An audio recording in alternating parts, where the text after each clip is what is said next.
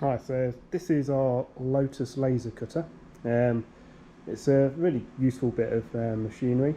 It's able to cut plastics, card, MDF, leathers, textiles. So it's more often than not that it will be able to achieve what you want it to cut, basically. So what I'll do, I'm going to go through the setup process of the machine. And go through some options that will help you access this machine and complete the work that you need to for your project. So we'll come over. I'll have a little bit of introduction into the software. So what we use on this laser is a bit of software called Lotus Cut, which looks like this. So if I double click that, it'll open up this interface. So what we have is an image of the bed. So this specific laser uses 700 by 500 millimeter bed, so anything that can fit within that you'll be able to cut. So if we come back here, what I'll do, I'll open up what our induction students, or the students that are taking part in the inductions will learn. So you've got a choice basically. So if you were bringing in a memory stick with your project on, you would go to import and you would import the file directly from your memory stick. On this occasion, because we've saved it as a Lotus file, we go to open and it will open our computer. And go to desktop, and here we go. So I'll double click that. So this is what a student will use as their induction when they're coming down to Digital Fabrication Workshop for the first time. So on here, what you'll see, there's lots of different shapes, different profiles, but different colours as well. So each of these colours creates a specific process in the laser cut. So the red colour will tell the laser that that shape needs to be cut out. So it will cut all the way through the material. So you'll be able to remove that shape from the piece of material you put in it. The blue is an engrave, so that will just touch on the surface of the material, so you'll get a very slight engrave mark. Whereas the black, the laser will come across and it will create a blocked out engrave, so it'll engrave the whole of this shape. So that's probably useful if you're going to put a name on something, a branding on some fabric, as you can see here. So these details will be blocked out. What I'll do in this demonstration is we'll just concentrate on these little figures here. So what I'll do, I'll delete all the ones I don't want to use. So that's just select, so left corner to right, which will select the whole of that object. And then press delete on the keyboard. And then I'll just delete this as well. So what we've left with is just one shape that is in the sense, well, roughly in the centre of our bed. One thing to note is when you scroll out and scroll in, so if you move the wheel on your mouse forward, it will scroll in. When you move it out, it will scroll out, but you won't be able to pan across like you can on some software. You have to specify a place with your cursor, and then it will scroll into wherever your cursor is. So if I want to scroll into this, it will do so. So there we go. So we've got that image where we need it to be. What we need to do now is tell the laser what we want to happen with this piece. So we've got two colours, which then are shown on this layer task. So we've got the red, which is cut, and the black is scanned. Sometimes they will come in as different processes, so just make sure that they are the processes that you need them to be. So I do want that red to be cut and I do want the black to be scanned, but if I wanted that black lettering to just be a fine line engraving, so a hairline going around the shapes, I could double click the colour and it opens up this dialog box, and in here we can tell the laser what to specifically do on that task. So if we load parameters, we can also tell the machine what material we have on that layer. So every job that's come through this workshop is listed down on here. If the material that you want to use is not on here, come and speak to one of the technical instructors and we'll be able to add the material that you require. So I know that the material I'm going to use is 3mm acrylic. So I'll click on the red because that's my cut line which is going around this figure. So I'll double click the red. I'll go to load parameters, and in here I can search for the material. So in this case, fortunately, it's the top one. So I'll click that, press load, and as you can see it sets some speeds and powers. So the minimum power and the maximum power. The minimum power is how fast the laser, or not how fast, how much power is going through that laser around a corner, basically. So around a corner of your geometry. And the maximum power is along a straight line. We haven't got two lasers, so this area down here we don't need to be too concerned with. The process is cut. The speed, which is important, is how fast that laser moves across the material. So it's a bit of a trial and error sometimes of getting the speed right and the amount of power that's going through the material. Because we've got these preset materials that have been tested and trialed and that they work perfectly, as soon as you press one of these preloaded materials, it already configures this. So if I, for example, change my material to something a bit not as thick and not as dense as acrylic, some watercolour paper, so the speed's gone up and the power's come down drastically. So if I press load, you'll see that bit clearer in here. So we'll just go back and say 3mm acrylic. So that's fine. So now we just need to tell it what we're going to do with this scan.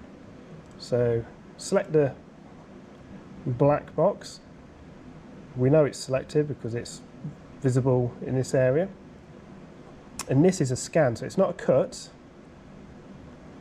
it's now a scan. So that's going to tell the laser that it's going to traverse across the material to create a block of engraving. So the speed on this is quite low, so I don't want it to be as low as that. So let's have a look, see what we've got in here. So engraving scan. So if I want to go to 1mm deep on the 3mm acrylic, I'll press that, and we can see that it's brought the speed right up to 350, which is very, very fast, and it's set the laser temperature to between 34% and 37%. So press OK. So we've selected and set the parameters for the two colours. They're in order of what the process is going to be. So the red is going to cut first, and the scan is at the minute is going to come after it's cut. We don't want that. If you see over here, the material rests on these aluminium strips. So if you're cutting out something quite small, you don't want it to do the final cut, well, the cut, because it could fall through these baffles and then it will come to engrave it and then the material's not there. So what we can do on this is move them into a different order. So it's going to scan first and then cut after. You can also turn the layers off. So if we wanted just to cut this and not engrave the text, we can go to this little drop down menu here, which is output, and press no.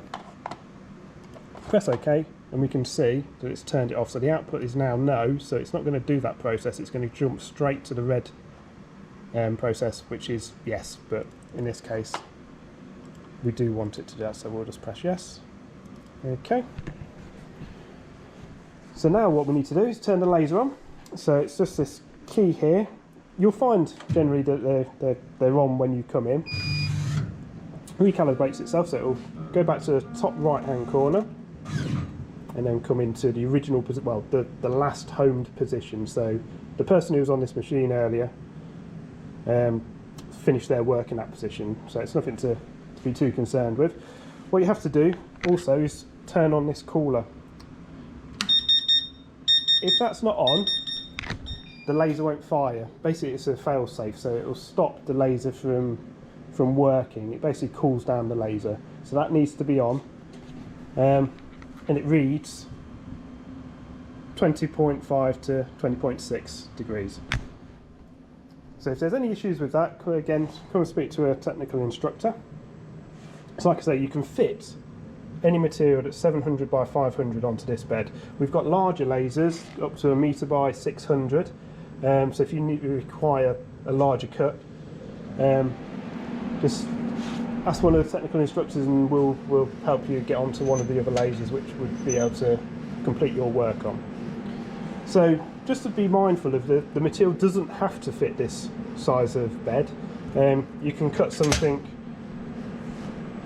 equally smaller, so this worked fine. So we locate it onto the bed. I generally put it up to this aluminium frame just so I know that that's nice and level. If we cut like that and you're cutting right at the top corner, it could drift off and then you'll end up with half of your work being missing. So if we use this right angle here, that's set, and then we've got this control panel. So what we need to do is move the laser head across onto the material so we can set the distance between the top of the material and the bottom of the laser, so it's focusing the beam. So we do that by pressing these buttons. So this is the control panel. So I'm going to move the laser down towards me. So it runs quite quickly. But if you want to be a bit more accurate, I suggest that you tap it because you get more control. So you can just see it moving across to the left, and then if I press right, obviously it comes over to the right. What we have to do is use this disc. This disc is 6mm in depth, and that sits under the laser. So fortunately at this point that works really well. It's all relative to the material that you're using. So if you're going to use 10mm acrylic or 3mm MDF, this will have to sit on to the material and it focuses that lens. So that lens, or the laser, sorry, sits the same distance depending on whatever material you use on it. So you have to use this to focus it. So I'll stick that underneath. You've got a collet with a thread on it, and you turn it clockwise and that loosens this. So you're able to bring it down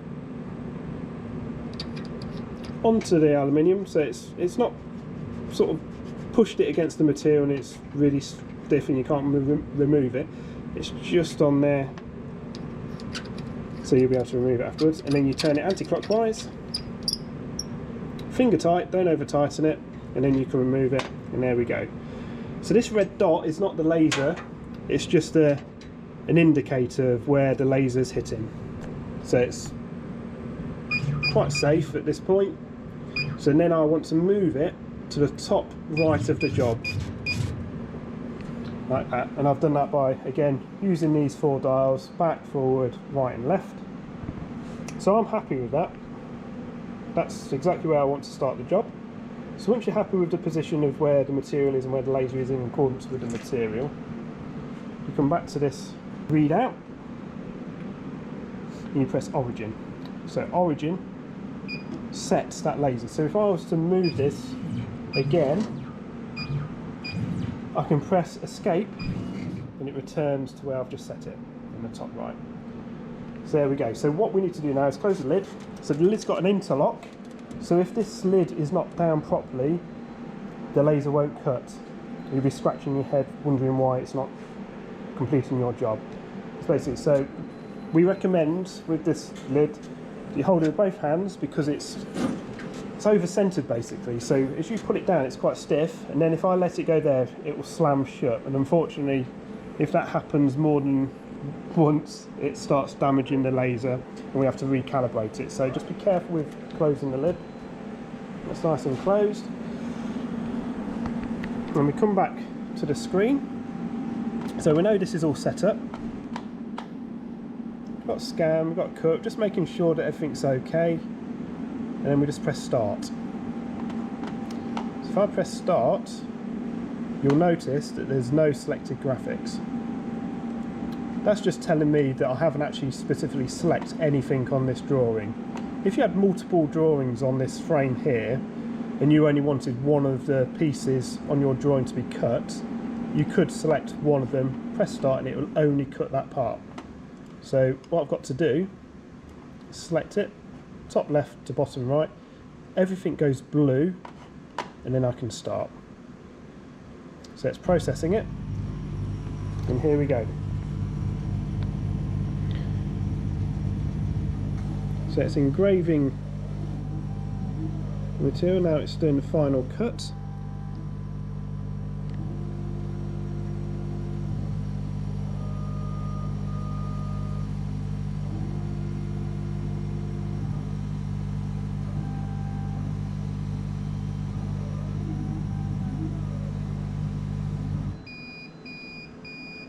So it beeps 3 times at the end, and that tells you that it's safe to open the lid and remove your part.